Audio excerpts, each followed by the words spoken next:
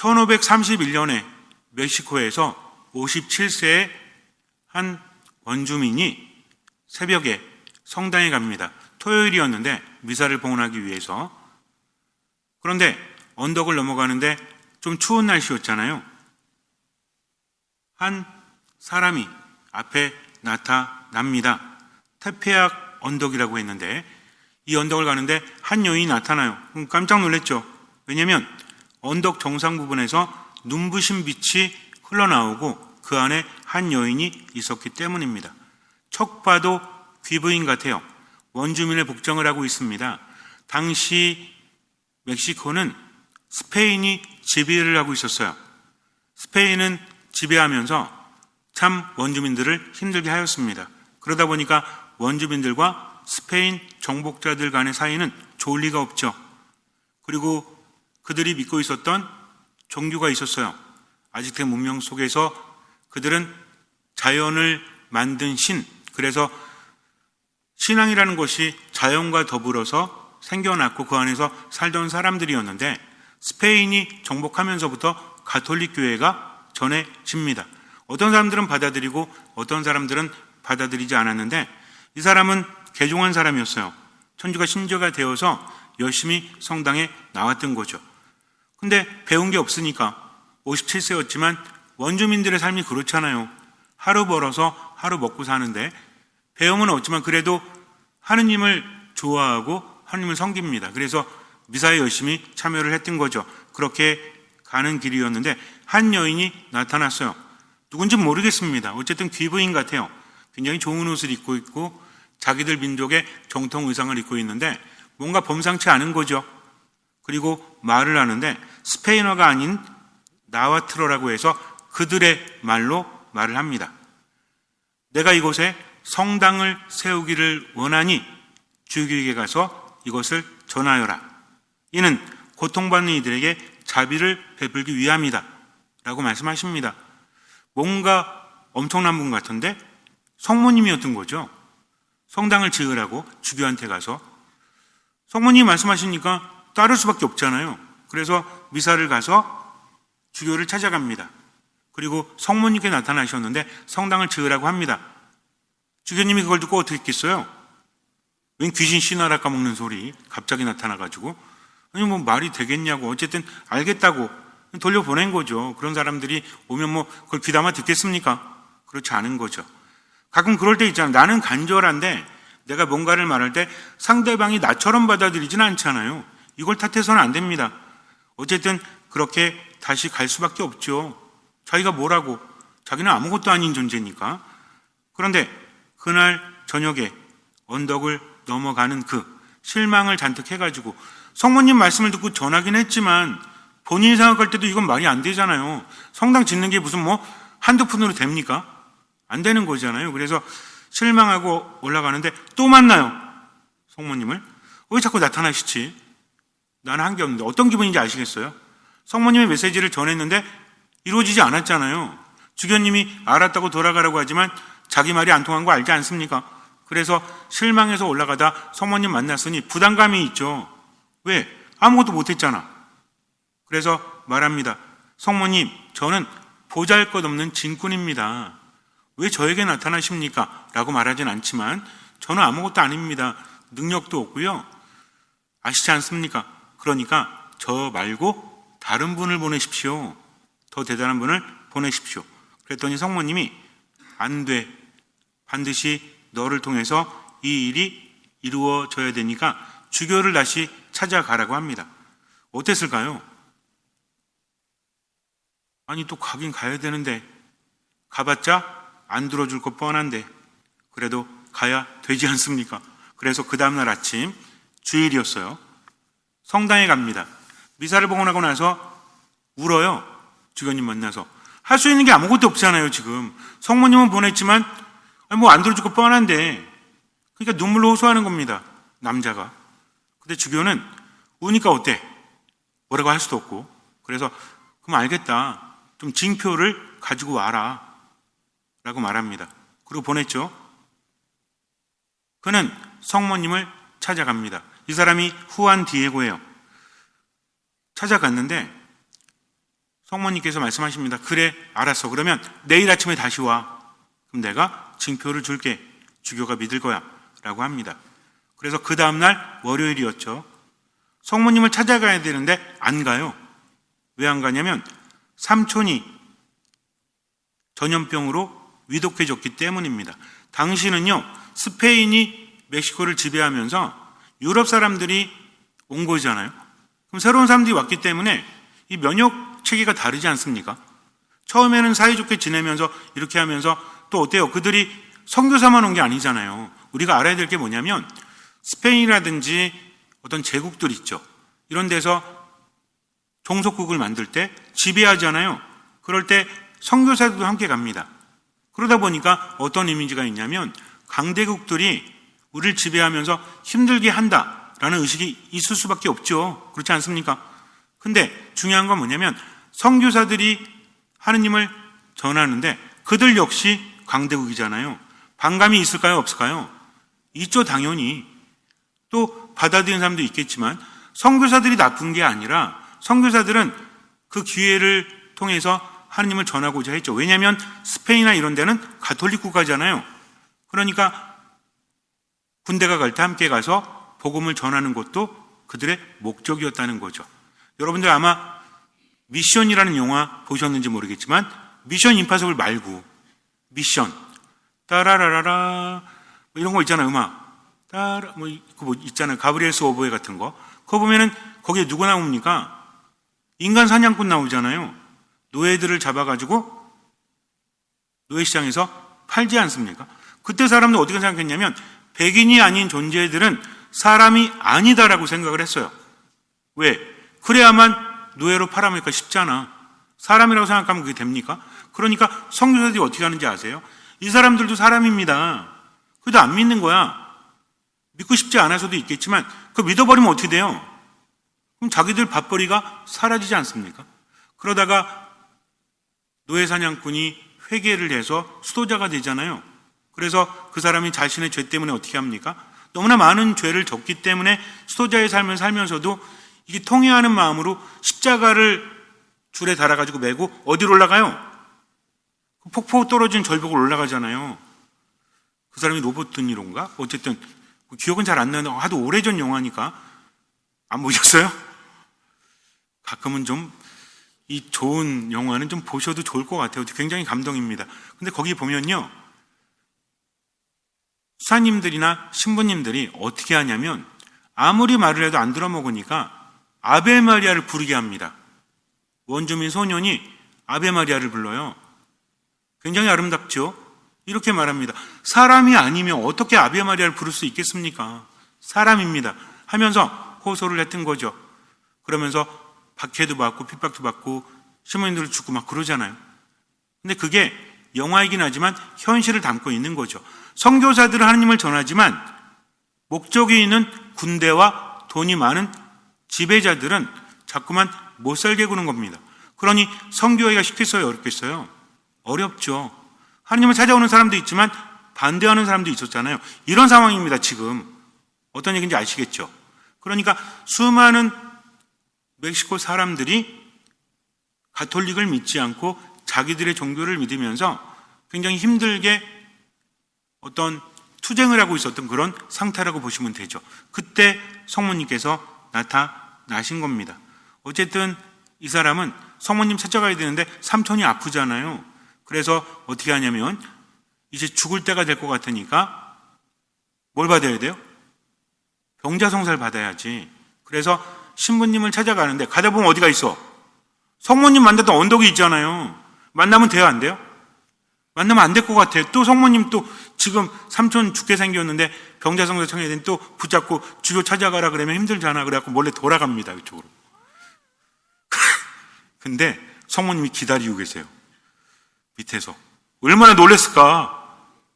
그렇지 않습니까? 아니, 정상을 피해서 옆으로 갔더니 성모님이 기다리고 있어. 성모님이 뭐라고 하셨을까요? 너 뭐야? 왜 도망가? 그러셨을까요? 나의 아들아, 두려워하지 마라. 내가 여기 내 어머니인 내가 있지 않느냐? 내 삼촌은 이미 나았다. 라고 하십니다. 성모님 뭐라고 하세요? 나의 작은 아들아, 아주 작은 아들아, 어머니인 내가 있지 않느냐. 성모님은요, 힘들고 괴로운 그들에게 어머니로서 나타나는 겁니다. 그리고 말해요. 이제 징표를 주겠다. 언덕으로 올라가라. 돌아왔죠. 원래 자리로 가라는 거죠. 갔더니 거기에 한 겨울임에도 불구하고 이슬을 머금은 카스티아산 장미들이 가득 피어 있었어요. 이것을 망토, 틀마라고 하는데 여기에 가득 담습니다. 지금 같으면 기적이 아니지. 왜? 지금 비닐하우스도 많잖아요. 근데 1531년에 그런 게 있습니까? 추운 겨울에 장미가 핀 게 기적이죠. 이걸 망토에 담아가지고 주교님을 찾아갑니다. 그리고 주교님 앞에서 망토를 확 펼쳤어요. 그랬더니 꽃이 쏟아지고 망토에 성모님의 형상이 새겨집니다. 주교님은 깜짝 놀랐죠. 그리고 나서 믿게 돼요. 무릎을 꿇고 성모님께 기도를 한 다음에 눈물을 흘립니다. 그리고 죽어가던 삼촌 앞에도 성모님이 나타나서 그를 완쾌시키는 체험을 하게 돼요. 그리고 성당을 짓게 됩니다. 테페약 언덕에 건립했죠. 이 사건을 통해서 수많은 멕시코 사람들이 가톨릭으로 개종을 하게 돼요. 즉 성모님의 발언을 통해서 많은 사람들이 천주교 신자가 되었다. 이게 의미하는 게 뭐죠? 단순히 천주교 신자가 된 게 아니라 화해한 거죠. 고통이 사라진 거죠. 엄청난 일이 발생한 겁니다. 그래서 몇 년 안에 수백몇 명의 원주민들이 자발적으로 세례를 받았죠. 지금 어때요? 멕시코가 가톨릭 국가잖아요.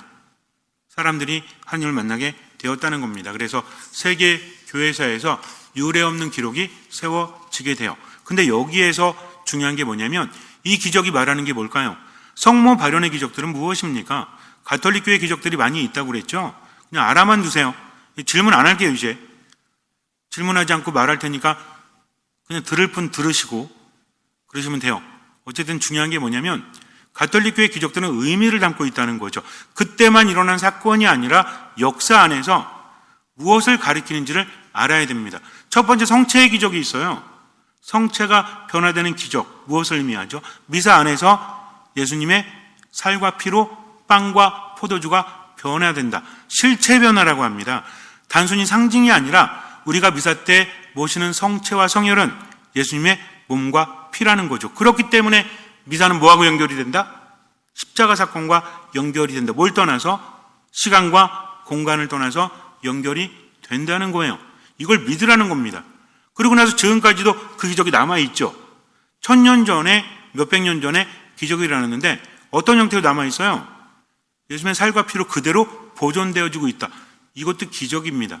그러니까 1000년 전의 기적이 아니라 지금까지도 기적이 되고 있는데 과학자들이나 이런 사람들은 이게 예수님의 살과 피다라고 말하지 않죠. 그렇지 않습니까? 그들이 뭐라고 말합니까? 이유는 모르겠는데 이게 살아있는 인간의 심장 조직이요 피다. 즉 1000년 넘게 보관되고 있는데 죽은 사람이 아니라 살아있는 인간 심장 조직이다. 이것도 기적인 거죠. 우리에게 말하는 건 뭡니까? 미사 안에서 실제로 예수님의 살과 피가 된다는 거죠. 또 하나의 기적은 뭐냐면 시체가 썩지 않는 겁니다. 유명한 분들 많이 있죠. 벨라데타 수녀님도 그렇잖아요. 루르드. 지금까지도 그 모습 그대로 유지하고 있지 않습니까? 비오시모님도 마찬가지잖아요. 이게 무슨 의미죠? 사람이 죽으면 시신이잖아요. 근데 시신이 썩지 않는다는 건 뭡니까? 즉 죽음이 끝이 아니라 썩지 않는다. 우리는 썩을지 모르겠지만 중요한 건 뭐죠? 그 기적을 통해서 하느님을 믿는 사람, 하느님 안에 머무는 사람은 죽지 않는다. 이것을 우리에게 시각적으로 보여주는 겁니다. 또 뭐가 있냐면 굶어 죽지 않는 거예요. 안 먹어도 살아요. 무슨 의미죠? 하느님을 믿는 사람은 영원히 살 것이다. 내가 주는 살, 내가 주는 피를 먹는 사람은 영원히 죽지 않을 것이다. 이 기적이 그대로 드러나는 겁니다. 또 뭐가 있죠? 시신에서 향기가 나죠? 어떤 향기? 장미향이 나고 막 그러잖아요. 무슨 얘기입니까? 죽는다고 할지라도 하느님 안에 머무는 사람에게서는 좋은 향이 난다. 우리에게 의미를 주는 거죠. 어떤 기적이 일어날 때 정말 대단하다 이게 중요한 게 아니라 하느님 안에 머무는 사람은 죽지 않고 하느님께서 살리신다. 이게 중요한 기적입니다.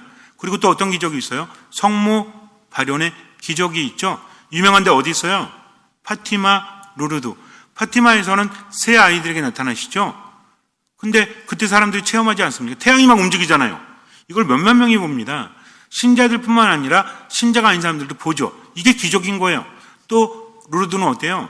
거기서 샘물이 나오는데 이 물을 마시는 사람, 이것으로 몸을 씻는 사람은 치유가 된다라고 해서 거기에 병원이 세워지고 또 뭐가 세워집니까?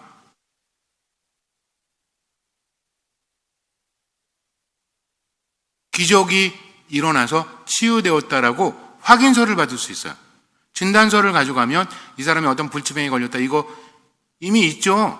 근데 여기에서 물을 마시고 몸을 씻고 나았다. 완쾌 증명서를 줍니다. 아무나 간다고 주는 게 아니라 이전에 병력이 있는 것을 증명할 수 있는 사람, 그 사람들이 완쾌되어 것을 진단하고 나서 증명서를 주는데 이 사건은 지금까지도 일어나고 있다는 거죠. 그래서 우리가 루르드 가면 뭐 가져와요?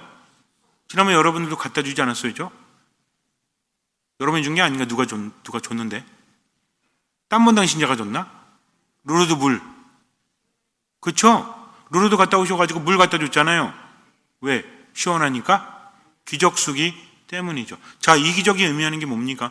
성모님의 기적이 뭐냐? 여기서 중요한 게 있어요. 하느님의 계시는 무엇을 통해서 우리에게 알려지죠? 계시의 원천이 뭐라고 그랬죠? 질문 아니 혼잣말이에요. 바로 성경과 성전이다. 이게 공적 계시다. 그걸 벗어날 수 없다. 그 이후의 모든 계시들은 사적 계시다. 사적 계시라고 하니까 좀 격이 떨어지는 것 같죠? 그렇지 않습니다. 사적 계시지만 공적 계시 안에 머무는 것, 즉 메시지가 성경과 성전, 교회의 가르침을 벗어나지 않는다면 그 또한 의미가 있다는 거죠.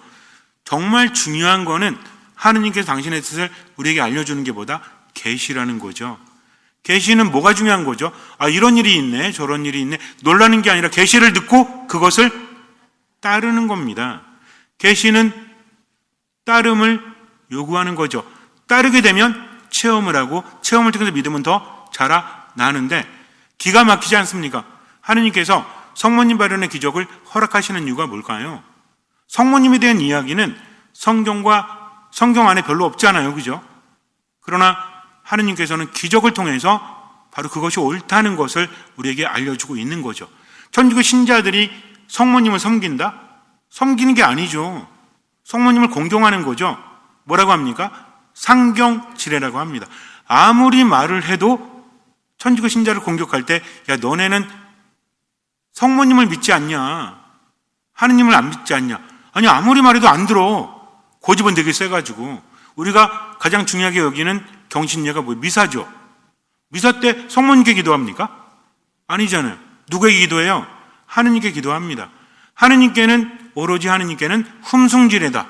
흠숭할 수 있는 분은 하느님 뿐이시다. 성모님은 뭡니까? 우리와 함께 기도하고 전구해 주시는 분이다. 여기서 중요한 개념이 있습니다. 우리는 누구를 통해서만, 즉 우리와 하느님을 연결해 주시는 분은 한 분이시죠? 누굽니까?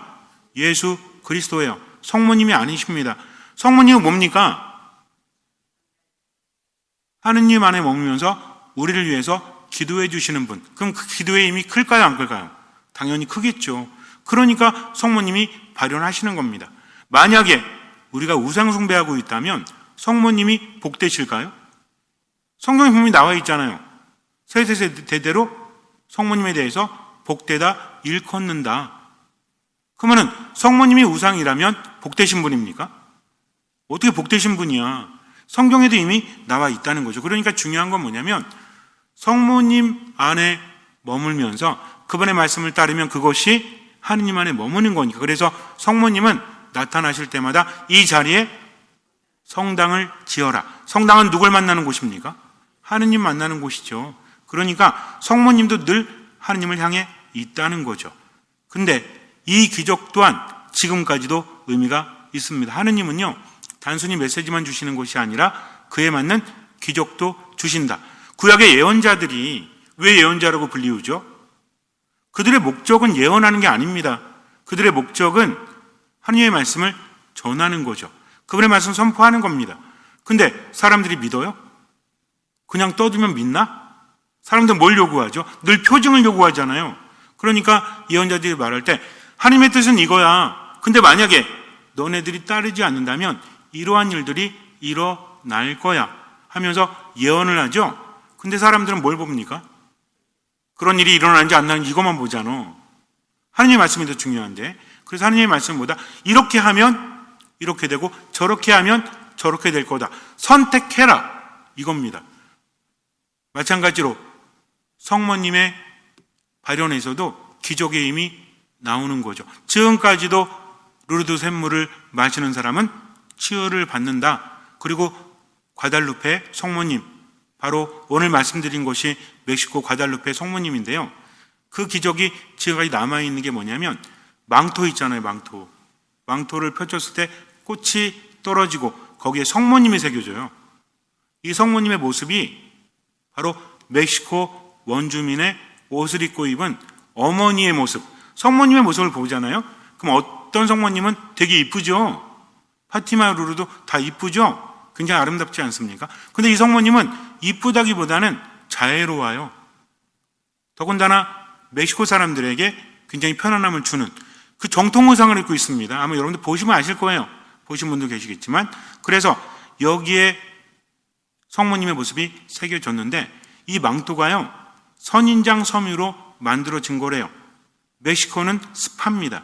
그래서 20년이나 30년이 지나면 삭아서 부서지는데 500년이 지난 지금도 섬유 조직과 색상이 그대로 유지되고 있다. 이게 기적이죠. 이거 좋은데 그린 게 아니라는 거죠. 두 번째는 뭐냐면 1979년에 적외선으로 분석을 해보니까 이 그림에는 밑그림이나 붓질의 흔적이 전혀 없답니다. 인간이 그렇다면 어떻게 해야 돼요? 붓질이 남아있을 거 아니에요? 근데 이거는 붓질이 없어. 뭔 얘기인지 아시죠? 요즘에 컴퓨터 프린터로 딱 이렇게 출력할 때 전체적으로 이렇게 찍듯이, 이게 언제예요? 벌써 500년 전인데 그렇게 되어 있다는 거죠. 그리고 또 중요한 게 뭐냐면 인간이 그림을 그릴 때 캔버스에다가 보호용 코팅, 프라이머라고 하는데 이걸 새긴대요. 왜? 그냥 여러분 생각해 보세요. 캔버스에다 그리면 이게 거칠거칠하니까 그림 그리기도 힘들죠? 색상이 고루 묻어나기도 힘드니까 덧칠을 하고 나서 그 위에 그림을 그리는 건데 이건 그게 없어요. 그냥 옷, 섬유. 그 섬유가 어떤 섬유겠어요? 후안디에고가 입고 다녔으니까 뭐 부자도 아닐 거 아니에요. 그러니까 좀 낡기도 하고 거칠기도 하고 그랬겠죠? 이거 그냥 새겨진 거야. 뭘 바르고 나서 그린 게 아니라. 근데도 그림이 뚜렷하고 아직까지도 상하지 않고 있다는 거죠. 사용된 안료가 뭐냐 분석했더니 지구상에 없는 물질이래요. 그래 어떤 사람들 뭐라고 하는지 아세요? 외계인이다. 사람들의 생각은 참 자유롭죠, 그죠? 그 성분을 분석해 봤더니 지구상에 성분이 없다더라. 그리고 더 놀라운 게 뭐냐면 옛날엔 몰랐는데 최근에 그 그림에서 특이한 것이 발견이 됩니다. 이거를 그림을 확대를 해봤어요. 엄청나게 크게 확대를 해봤더니 우리 보통 여러분들 그림을 확대하면 해상도라는 게 있죠. 이해하세요? 해상도? 똑같이 그림이 있다고 할지라도요. 해상도, 그러니까는 한마디로 말해서 색상을 입힐 때 이거를 10등분해서 입히느냐 1000등분해서 입히느냐 10,000등분해서 입히느냐에 따라서 볼 땐 다른 확대해보면 어때요? 여러분들 그 스마트폰에서 사진 다운받잖아요. 확대해보면 어때요? 흐려지지 않습니까? 근데 이거는 엄청나게 확대를 해봤더니 성모님 눈 속에 13명이 있대요. 얼마나 확대를 한 거야? 근데도 선명하게 나오죠. 근데 놀란 게 뭐냐면 성모님의 눈으로 그때 바라본 거. 언제냐면 후안디에고가 망토를 펼치고 꽃이 떨어지고 앞에 주교와 신부님 다른 분들이 있었겠죠. 이분들이 무릎을 꿇고 이런 모습들이 있죠. 이게 성모님의 시선으로 본 게 새겨져 있는 겁니다. 이 또한 기적이라는 거죠. 13명의 인물이 비춰지는 겁니다. 놀랍지 않습니까? 당시 현장에 있었던 사람들의 모습이 그대로 사진 찍히듯이 그렇게 새겨져 있다는 거죠. 엄청나지 않아요? 이런 기적이 없어요. 숨겨진 기적이 또 있다는 겁니다. 또 성모님의 의복을 보면 겉옷에 별이 있어요. 이게 뭐냐면 참 대단한 건데, 성모님께서 나타나셨던 그날에 멕시코의 하늘에 떠있던 별자리 위치와 정확하대요. 굉장히 과학적이지 않습니까? 500년 전에. 그리고 분홍색 옷과 꽃의 문양은 아즈텍인들 있죠. 그러니까 옛날 그 멕시코 원주민들, 이들에게 있어서 창조주, 하느님을 의미하는 상징물들이 그대로 그려져 있었다고 합니다. 그러니까 뭐예요? 아주 친화적으로 받아들일 수 있었던 거죠. 그래서 스페인 사람들은 몰라도 원주민들은 그걸 보자마자 누구시다? 하느님이시다. 거기에 새겨진 거. 성모님의 메시지를 이해할 수 있었다고 합니다. 그리고 배 위에 검은 띠가 있어요. 성모님의 검은 띠가 있는데, 당시 아즈텍 문화에서 임신한 여성을 상징하는 복장이래요. 그래서 성모님은 누구를 품고 있는 거죠? 예수 그리스도를 잉태한 성모님을 의미한다고 합니다. 그리고 성화가 그려진 천의 온도가 사람의 체온과 유사한 36.5도를 항상 유지한대요. 놀랍지 않습니까? 그러니까는 자애로운 성모님. 가장 따뜻한 게 어디예요? 엄마 품속이라고 하잖아요. 엄마 품속은 사람의 온도잖아요. 감기든 엄마 말고. 그러니까는 언제 가장 편안함을 느낍니까? 엄마한테 안겼을 때 가장 편안함을 느낀다고 하지 않습니까? 그 온도를 그림이 품고 있다는 거죠. 무슨 얘기입니까? 분석하지 않아도 보면 따뜻하다라고 하는 겁니다. 그런데 1921년에 이 성화를 파괴하기 위해서 누군가 제단 아래 폭탄을 설치했대요. 폭탄이 터집니다. 주변의 대리석과 금속 십자가가 휘어졌대요. 그런데 정작 유리 케이스 안에 있던 성화는 아무런 손상도 입지 않았다고 합니다. 또 어떤 사람이 염산을 들이붓대요. 여러분들 이런 일 가끔 있거든요. 그래서 베드로 대성전에 가면 피에타상 있죠. 피에타상이 뭔지 아세요? 피에타상. 성모님이 예수님 안고 있는 거. 근데 미켈란젤로가 만들었죠. 이 그림의 특징이 뭔지 아십니까? 앞에서 보면 성모님이 눈물 흘리고 계시는데 성모님이 더 젊어, 예수님보다. 그래서 당시 사람들이 그랬어요. 아니 왜 조각상을 이렇게 만들었어? 어떻게 성모님이 더 젊어? 예수님이 아들인데. 그랬더니 미켈란젤로가 뭐라고 그랬냐면, 야 니네들은 세속적인 눈으로 성모님을 보지만 나는 신앙의 눈으로 봐. 저분은 동정녀 소녀신 거야. 그래서 젊은 거죠. 그리고 위에서 보잖아요.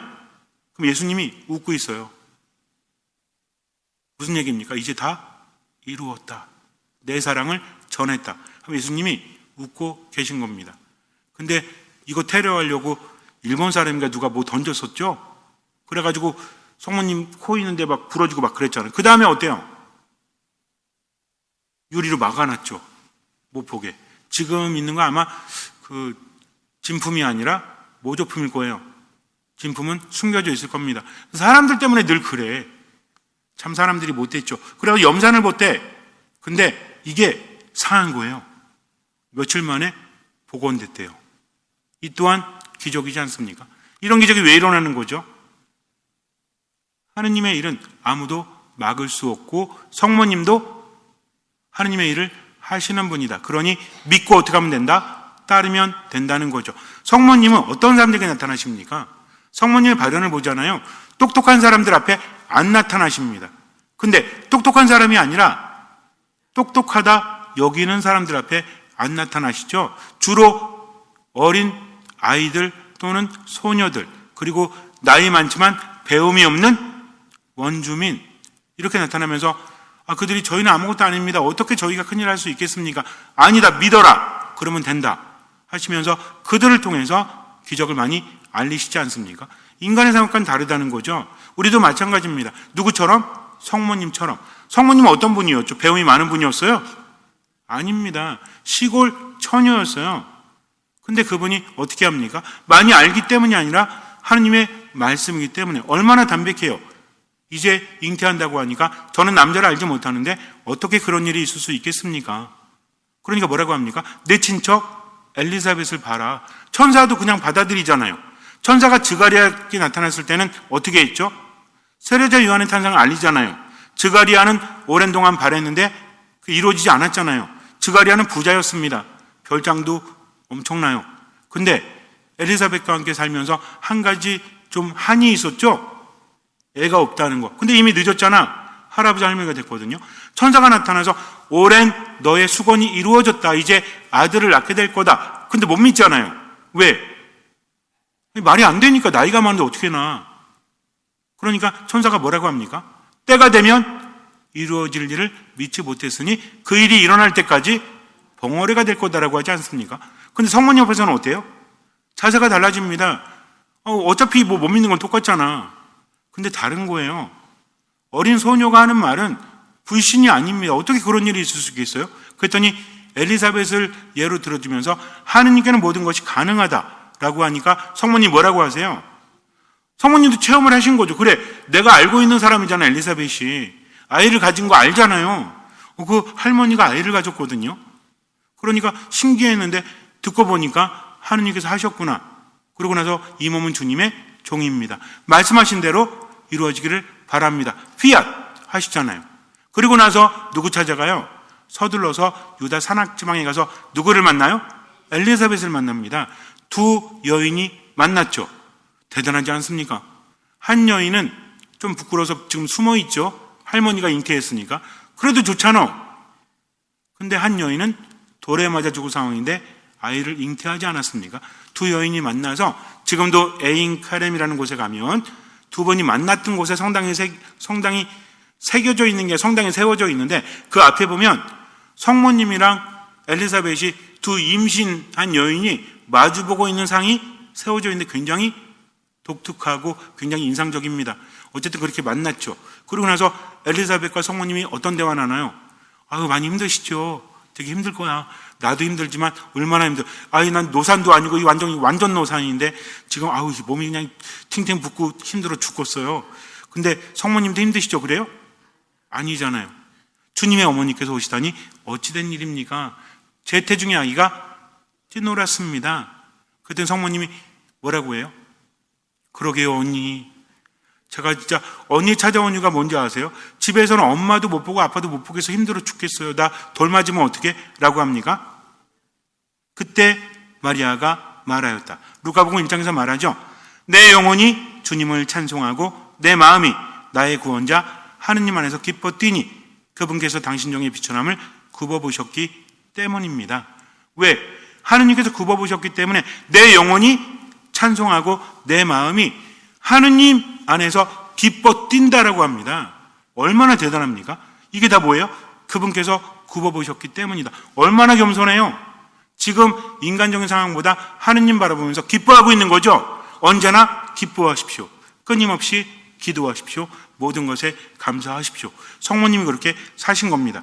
그러면서 뭐라고 하시죠?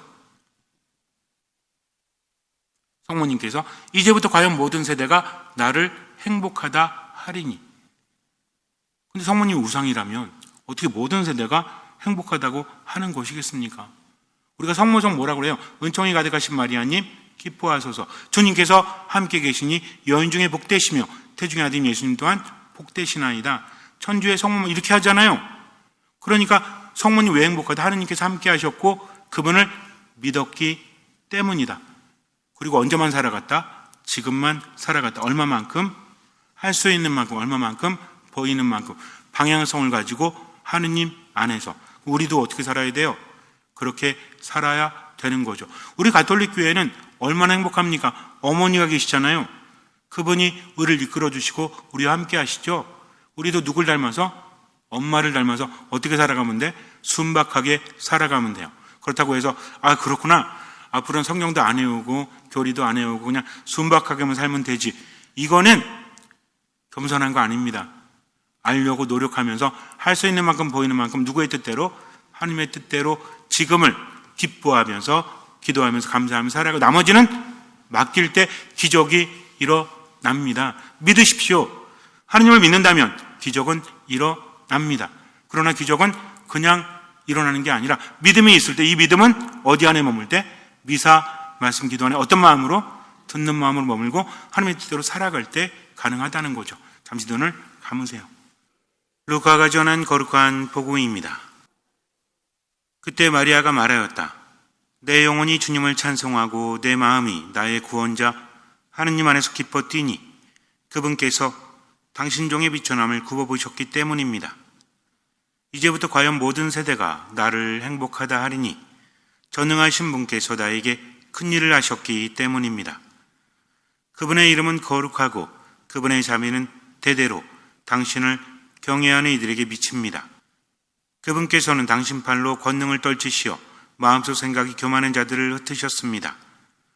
통치자들을 왕좌에서 끌어내리시고 비천한 이들을 들어 높이셨으며 굶주린 이들을 좋은 것으로 배불리시고 부유한 자들을 빈손으로 내치셨습니다.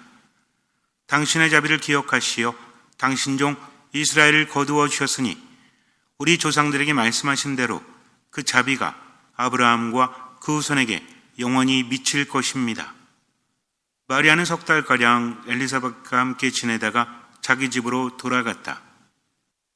성모님 발언의 메시지는 정확합니다. 하느님 안에 머물러라. 너는 비록 보잘것없어도 너를 통해서 많은 일을 하실 것이다. 하느님께서. 그러니 믿고 맡기만 해라 이겁니다. 성모님 만난 아이들이나 후한 디에고도 마찬가지였죠. 저는 아무것도 아닙니다. 전 능력 없는 진군에 불과한데 다른 일을 찾으십시오. 아니다. 너를 통해서 그 일이 일어날 것이다. 어쩜 우리는요, 정말 삶이 너무나 힘들고 몸도 안 좋고 우울하고 무력하고 그렇게 살아갈지 몰라요. 근데 성모님 어떠셨습니까? 성모님은요, 소녀인 나이에 동정녀가 잉태하는 미혼모로 살아갔어요. 그래도 하느님 믿고 살아갔습니다. 또 어땠습니까? 아들을 먼저 떠나 보내야 했습니다. 두 눈을 부릅뜨고 아들 예수님께서 십자가에서 돌아가시는 것을 지켜봐야 됐어요. 그 어머니 심정이 어땠습니까? 그래서 성모 칠고라고 하죠. 고통이 많았죠. 그럼에도 불구하고 하느님 안에서 뭐라 기도하십니까?